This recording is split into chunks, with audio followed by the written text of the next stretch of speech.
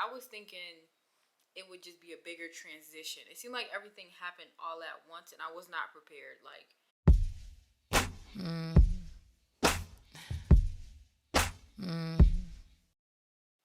hey guys, welcome back to my channel, or welcome if you are new here. My name is Sharday. Most people call me Shardazy or some variation, and my channel focuses on motherhood, lifestyle content, and fashion. So I do a lot of reviews, telling about my motherhood journey and stuff like that. So if that is something that you are interested in, please subscribe so you don't miss out on any of my videos. Like and share so I get boosted up in the algorithm. And as you can see by the title of this video, I will be telling you guys things that I wish I would have known, I guess before I got pregnant, but I guess also before I had a baby. So if that's something you are interested in, please keep watching. So if you can hear my daughter in the back, she's with her dad. It just is what it is. But the first thing I want to say is just around the notion of teeth. I did hear my coworker from back in the day, well, a few years ago, she was telling me that she lost a tooth while she was pregnant because basically when you're pregnant, your teeth, like, I don't know if it's the nerves or what, but your teeth get really impacted. And I would always hear my sister being like, yeah, babies really strip your enamel, stuff like that. So it floated through my mind, but I never really thought about it and never really researched it. And I thought that was just one of those one-off things where you're an anomaly. This is not normal. Yeah. When I got pregnant, it's almost like a week or two after I found out I was pregnant, it felt like someone was stabbing me in the, granted, I don't know what that felt like, that's maybe dramatic, but it felt like someone was stabbing me in the face. And when you are pregnant, you cannot get dental work done until your second trimester. So your first 3 months of pregnancy, they won't touch you, and your last 3 months, they won't touch you. So you have a 3 month middle sweet spot where you have to get it done. And so I had to wait 3 months to get my teeth dealt with. I will say they were my wisdom teeth initially. They didn't bother me before I got pregnant. It's like 2-3 weeks after I got pregnant, they just start hurting so bad. So I got this one pulled out. And when you are pregnant, you can't go under anesthesia. Or maybe you can, but I was told that I couldn't. So you can't go under anesthesia. So I had to be awake, which was so nerve-wracking. I watched so many videos. The first time I went to do it, I had watched so many videos because I'm one of those people where I have to see how it, like, what happens for me to like mentally prepare so that it can happen. So I'm watching these videos, watching what's happening, and then when I go in there, that's not what happens. So one, they didn't numb me all the way because they can only give you numbing medicine. So he did numb me all the way. So it hurt, like, it felt like, you know, when you're eating ice cream, you got that nerve pain. It felt like a really intense, like that sort of pain. So I'm like, we're not doing this. I went back and I told him, you need to use this certain numbing medicine, which is the numbing medicine they gave me at my dentist when I was getting my teeth cleaned. So he used that and got my tooth pulled.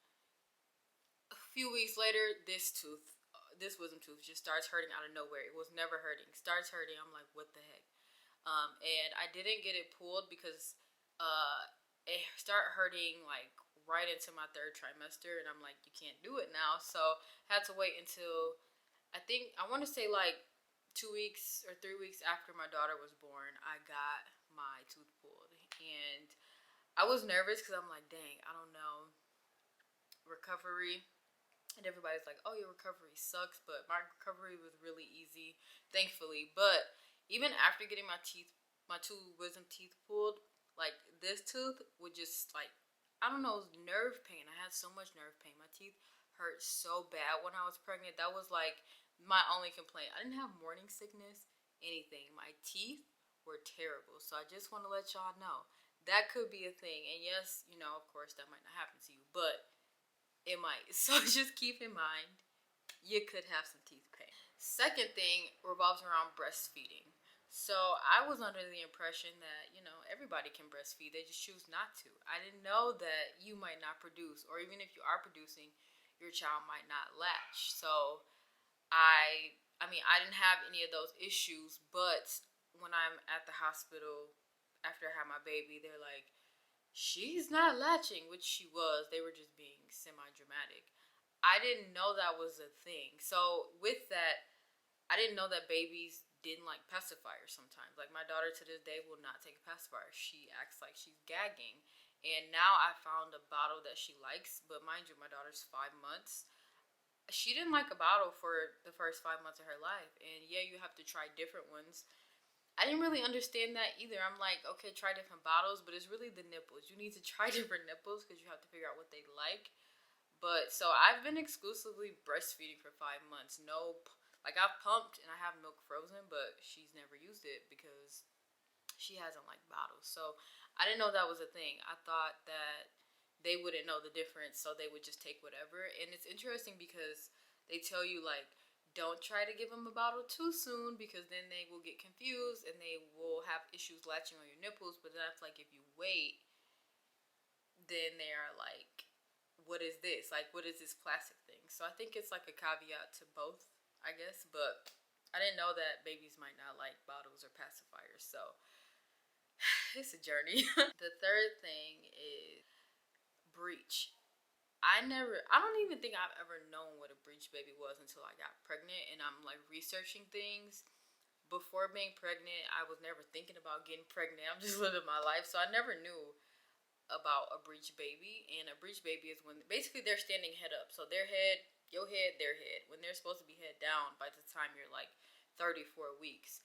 And my daughter was head up and she was chilling. This girl was in there chilling. I'm talking about this girl came out pooping. Like I think she was like, I'm just chilling here indefinitely. But yeah, so I didn't know that breech babies were a thing. And I also didn't know that I don't know. I guess I just didn't consider that would be like with your birth plan, and I guess that kind of ties into another point. I knew that your birth plan could not go how you wanted it, but I didn't know like, oh, I have to get a C-section because my baby is breech, not because something's wrong with me or her. It's because she is facing the wrong way. And yes, you can deliver a breech baby. She was my first baby. I wasn't trying to do that. I was just kind of worried that something would happen. But I just didn't know that you would have to get a C-section because your child is just facing up. And I'm like, that's just such the most random thing. Like, and I was looking at the statistics. I think only like 3 or 4% of babies are still breech after 37 weeks. So I'm like, how the heck did I fall into this 3%? So that's just a random thing that might happen to you. Your baby might be facing the wrong way and you gotta get a C-section. So my prayers are with you. My fourth point is that I didn't know like how fast the transition of you have a baby, they're chilling, they're asleep, they're eating, and then literally it felt like a week time span, or if that, it felt like a day. And now all of a sudden she's talking and blowing bubbles and snatching stuff. She snatches everything, and I feel like that time frame was so small that I'm like, what happened? Like I was thinking it would just be a bigger transition. It seemed like everything happened all at once, and I was not prepared. Like I feel like now I'm just constantly bouncing her. She's moving, she's grabbing, and I'm like, what happened to this little baby that just wanted to sleep and be on the boob all the time? So it goes really fast. Like it's almost scary how fast babies develop, and even like how fast they teeth. Like things go way faster than I thought they would go. So we are at the teething stage. I'm sure she'll have teeth in the next 2 months, and I'm just like, where is the time going? Lastly, I wish I would have known about the body changes like exactly because I didn't have stretch marks while I was pregnant, but after I had my baby, I had stretch marks, and maybe that makes sense because your skin is retracting, but I have stretch marks on my like upper thigh area. So that was one thing. Two, I didn't have any body odor or chest acne when I was pregnant, which was beautiful actually. Because I have to put on deodorant. Like I have to. I am sweaty. I'm so sweaty, and before having a baby or when I was pregnant, I was not sweaty. So it was really nice. It was like a really nice change to not have. I have chest acne. It was a really nice change of pace. And now, I guess I don't know. I thought that it would just stay, but no. After now, my chest acne is back, and if I don't, I have to put on deodorant multiple times a day. Like And it's not even so much that I'm sweating. My body odor just changed. And I think it's maybe the hormones leaving my body still, or just all the hormones in my body. But I am like, if I forget to put on deodorant, y'all, wrap it up. We need to wrap. We need to go home because it's not a good scene. So I wish I would have known like the transition. Like it's kind of like a little roller coaster of like, your body is doing this. Oh, now it's doing that. Oh, now it's doing that. So I definitely wish I would have known like how your hormones are impacting your body odor or your acne, because I just thought that I would, I guess, be smelling good indefinitely. I know I said 5 things, but I'm gonna add one more.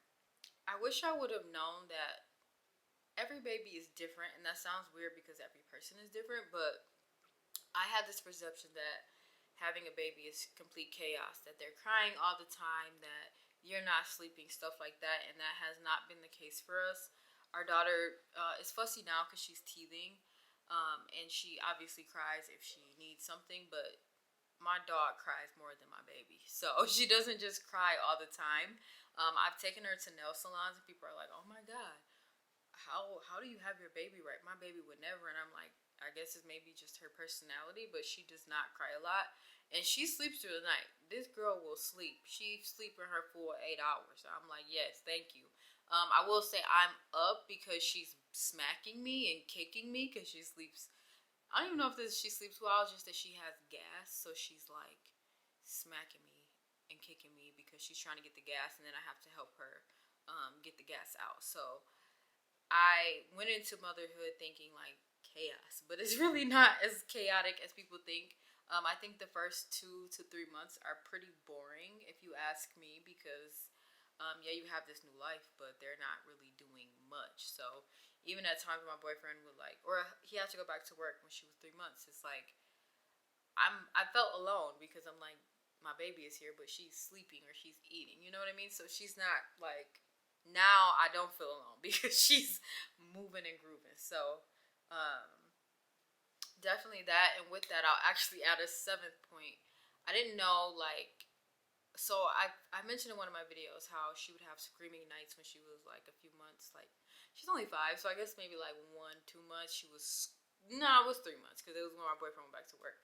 Screaming. We didn't know what was wrong with her, and we learned that she has gas that she can't get out. I wish I would have known that that was a issue or could potentially be an issue, because now we know, due to bicycles or give her the gas drop, stuff like that. At first, we didn't know. Like, we didn't know that bicycles were a thing, and they really do work. Like, when you push your baby's legs to their chest, they really do work, and they really do get the gas out, and we had no idea. So we were just like, like bouncing her, patting her back, trying to feed her, stuff like that. She's like, no, she's screaming. And later we learned like, oh, she just has gas, and it does take their digestive systems a little bit of time to develop. So that could have been a reason, but it also could have been due to like me eating cheese or something like that. So I did cut a lot of stuff out my diet, which I guess brings me to point 8.